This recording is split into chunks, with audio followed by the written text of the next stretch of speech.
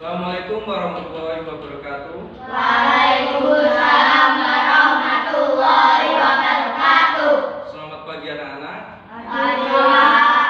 Gimana kabarnya hari ini? Baik. Oke. Sebelum kita mulai pembelajaran pagi hari ini, kita baca basmalah dan nanti dipimpin oleh salah satu dari murid-murid, dari anak-anak ya. Oke, Mas Fajar, bisa dipimpin? Mari kita semua baca surat Al-Fatihah.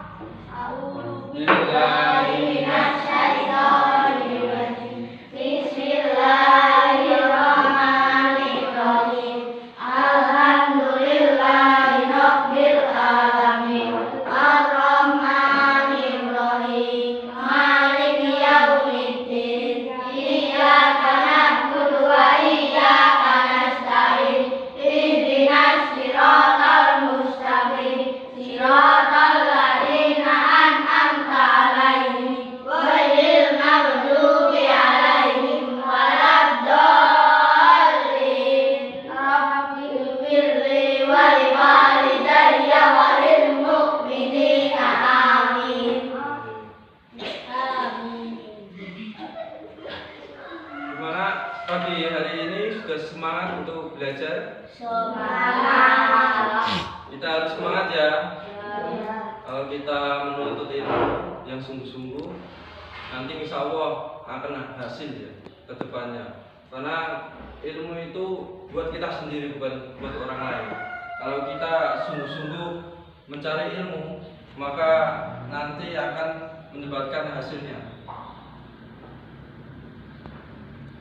Oke ya, langsung saja pelajaran pertama ini, maksudnya pelajaran mata pelajaran sejarah kebudayaan Islam yang bertemakan kemunduran atau keruntuhan dari Bani Abbasiyah. Dari pembelajaran ini Bapak mau membuat PPT ya, bukan membuat PPT, tapi proyektornya tidak ada, maka langsung saja ke laptop saja ya. Proyektornya tidak ada ya di sini.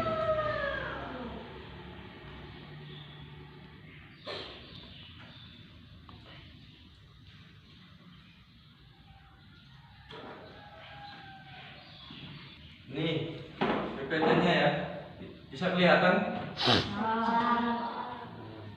Ini ada profil saya. Nah, ini adalah sebuah peta dari dimana kepemimpinan Bani Abbasiyah dulu sangat besar dan sangat mewah. Dari peta ini kita bisa mengetahui kepemimpinan dari Abbasiyah zaman dulu. Di sebelah kanan ini ada Eropa, dan di sebelah sini ada Afrika, dan di sebelah sini itu ada Asia. Di mana kepemimpinan dari Bani Abbasiyah yaitu di sebelah sini sangat besar.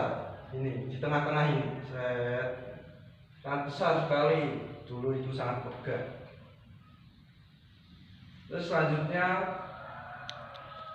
sebelum ini gambaran ya, bukan gambar di masa lalu, tapi gambaran atau ilustrasi di mana dulu Bani Abbasiyah sebelum keruntuhannya ya seperti ini, mewah, megah, kekayaannya sangat luar biasa, kepemimpinannya gemilang dari Bani Abbasiyah.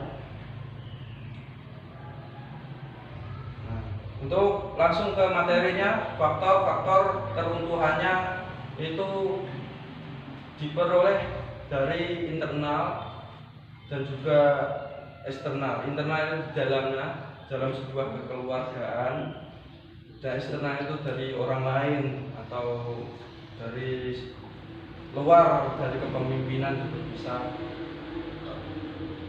Ini internal dulu ya, sebab-sebab keruntuhannya yaitu satu, ada perebutan kekuasaan di pusat pemerintah. Zaman dulu itu ada Bani Abbasiyah itu bersekutu dengan Persia, malah jadi amburadul lah atau gimana. Terus yang kedua itu munculnya dinasti kecil yang memerdekakan diri. Dan ketiga itu kemerosotan perekonomian.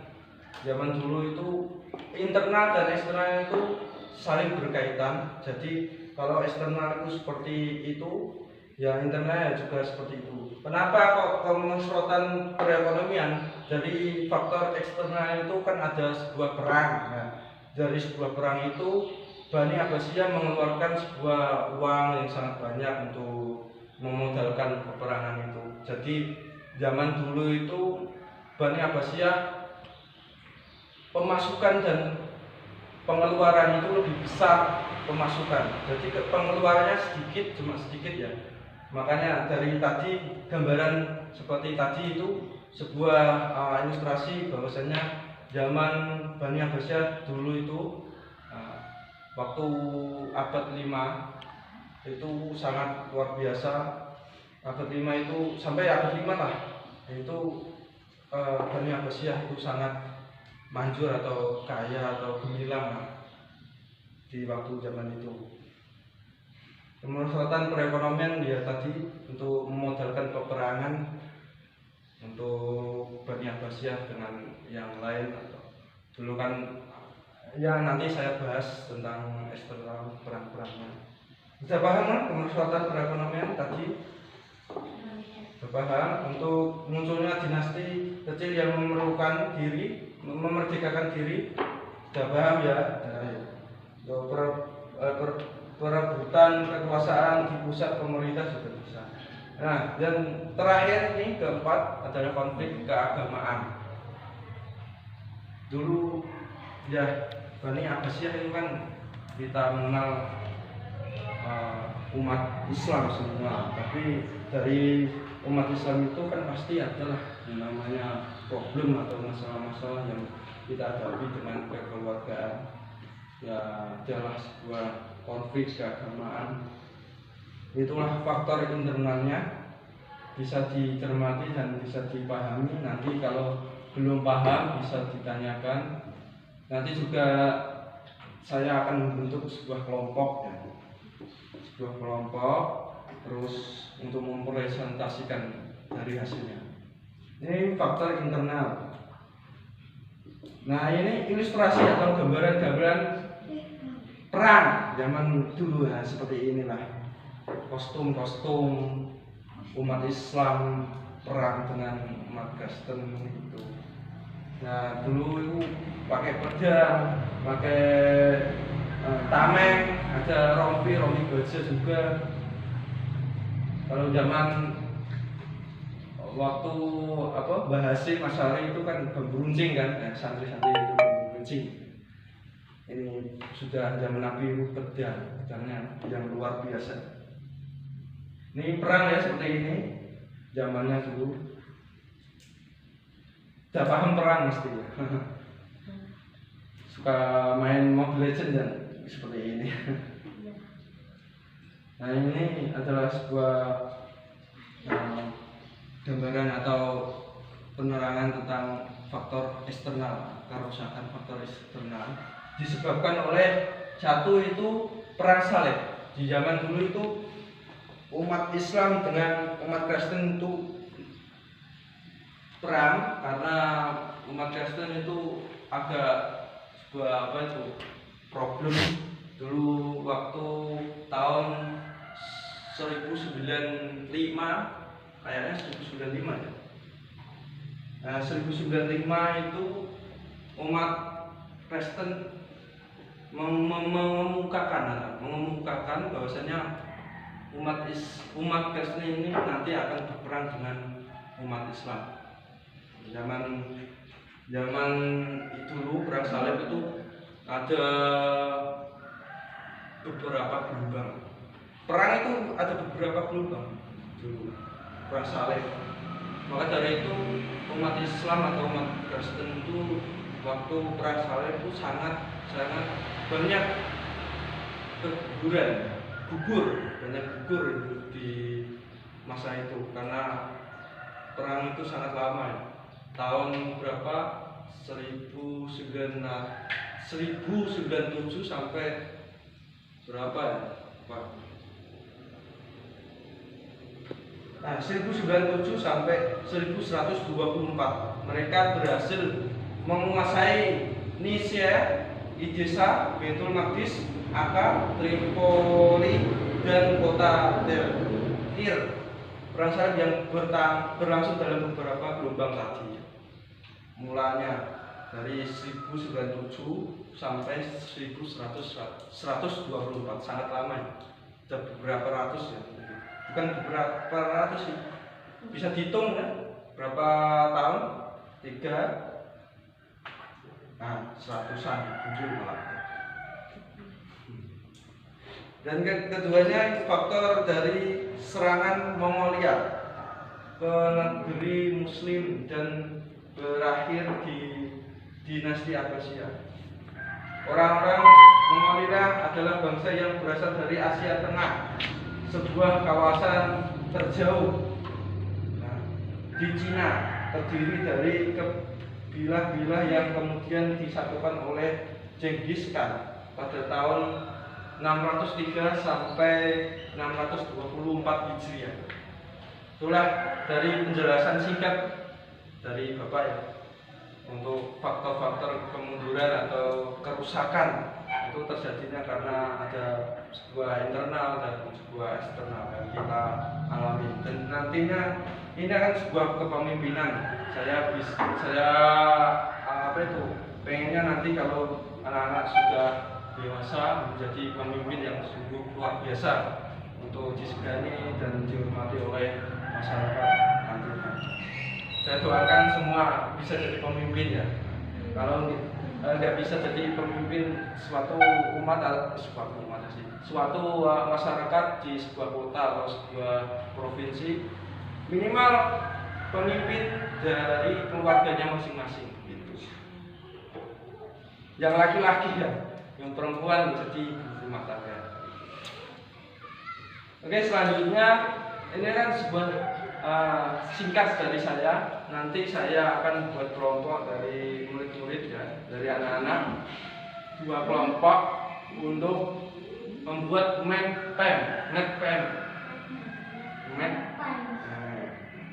gambaran nanti, buat gambar dari materi tadi mengenai tentang faktor keruntuhan, faktor internal dan eksternal, nanti digambar.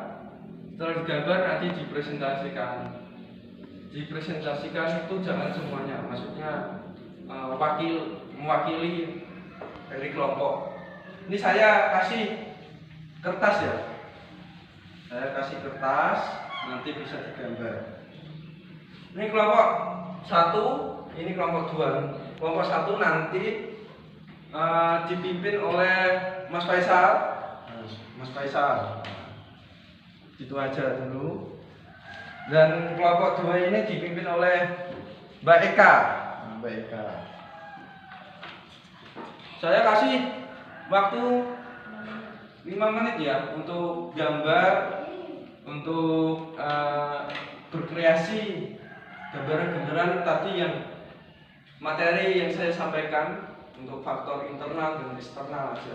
Karena dari materi hari ini itu cuma faktor internal dan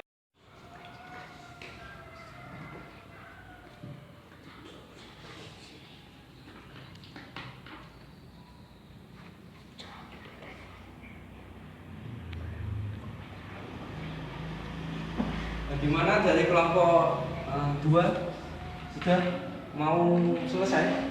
Hampir selesai. Hampir selesai. Kelompok 1 gimana? Hampir selesai. Manfaatkan ya, ada beberapa waktu lagi nanti dipresentasikan maju satu-satu dari wakil dari kelompok tadi, ketuanya.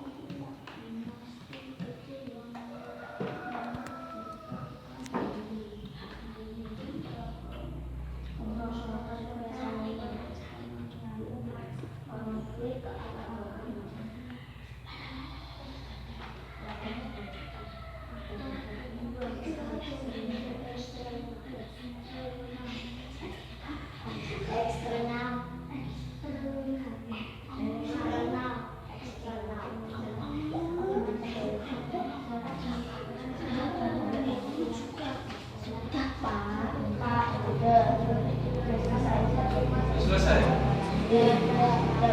Sudah baca selesai? Sudah. Oke. Bisa dibaca dulu dari gambaran tadi ketuanya. Bisa dibaca dan dipresentasikan sebagus-bagusnya, nanti saya nilai. Oke? Nanti saya nilai. Pelajari dulu aja.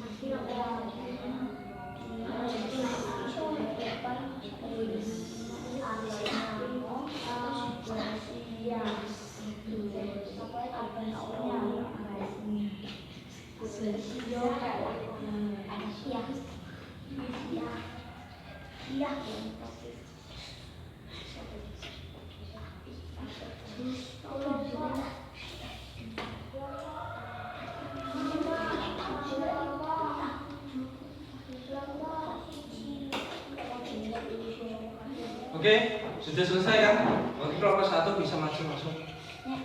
Ayo, kelompok 1.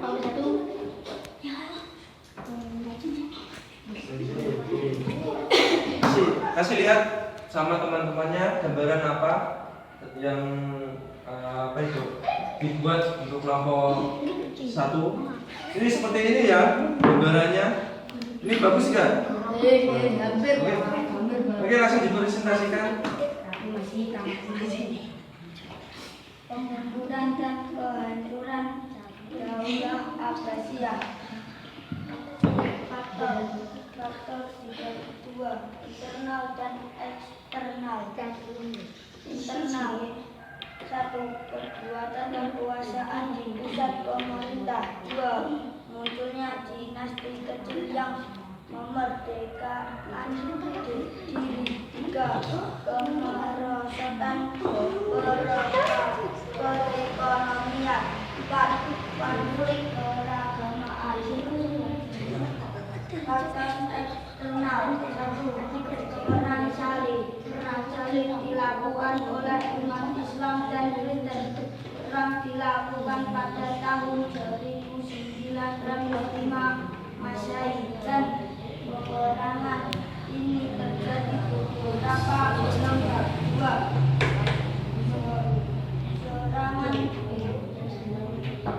Serangan Mongolia ke negeri Muslim dan berakhir dinasti Abbasiyah. Nah, ini dari kelompok 1, dari presentasi kelompok 1 bisa dilihatkan. Tadi ya mengenai tentang faktor eksternal dan internalnya cukup memahami, cukup paham untuk dari apa itu presentasi dari kelompok 1. Sudah paham kan? Atau kalau belum bisa paham bisa ditanyakan oleh Mas Faisal yang di depan ini kan, karena presentasinya itu sama Mas Faisal. Bisa dipahami? Yang paham. Nih ada pertanyaan dari Mas Faisal. Gimana Mas Faisal? Semuanya ada yang paham. Sudah. Sudah jelas ya? Oke, tepuk tangan buat Mas Faisal dari kelompok 1. Ini kelompok 2 sekarang untuk presentasikan dari hasil gambaran min mapnya ya. Minmap ya. Akhir.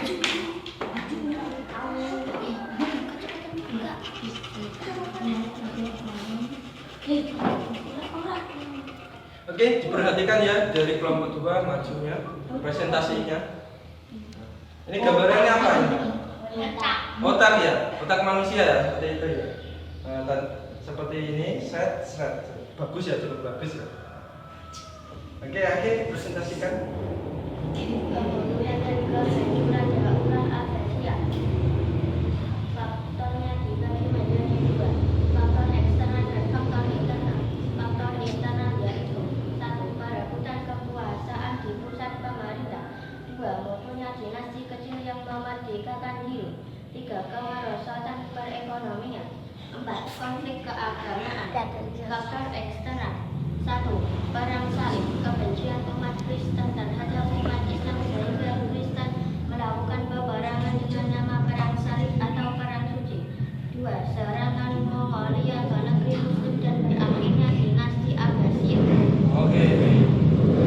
Sudah paham kan semuanya? Seperti tadi ya, mengenai tentang faktor-faktor ketentuan dan disampaikan oleh kelompok 1. Yang bedanya itu adalah sebuah pemaparannya, sebuah gambarannya kan beda-beda tadi, gambarannya seperti tadi, dan yang kedua itu otak ya, seperti otak ya, otak manusia. Sudah paham semuanya kan? Mengenai tentang faktor keruntuhan meliputi internal dan eksternal. Sudah paham? Sudah paham. Oke, alhamdulillah bisa dituju kembali.